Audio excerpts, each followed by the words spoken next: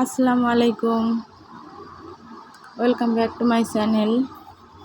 আজকে আমরা বাসা থেকে চলে যাওয়ার জন্য শেষ ইফতারি বানাচ্ছি, তাই আপনাদের সাথে একটু শেয়ার করলাম। আমি এখানে একটু ফুলকো কয়েকটা বেগুনি ভেজে নিচ্ছি, কারণ ইফতারের জন্য বেগুনি না হলে চলেই না, এর জন্য আমরা বেগুনি ভেজে নিচ্ছি।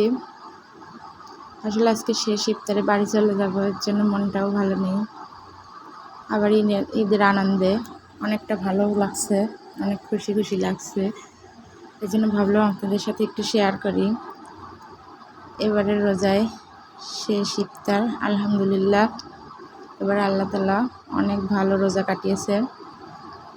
দোয়া করবেন যেন সামনের রোজা আবার আসতে পারি, থাকতে পারি। ঈদটা যেন ভালোভাবে কাটাতে পারি। সবাই আমাদের জন্য দোয়া করবেন। দেখেন, আমি এবারে ডাউলের বড়া ভেজে নিলাম, উল্টে পাল্টে করে সব কিছু করে বড়াগুলো সুন্দরভাবে মচমচে করে ভেজে নিচ্ছি।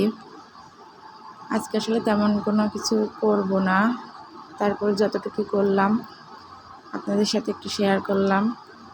দেখেন, আমি ধনেপাতার মরিচ বাটা দিয়ে পেয়ারা মাখাবো, এর জন্য সামান্য পরিমাণে একটু লবণ নিয়ে নিলাম। লবণগুলো নিয়ে পেয়ারাগুলো আমি আগে কুচি করে রেখে দিয়েছিলাম,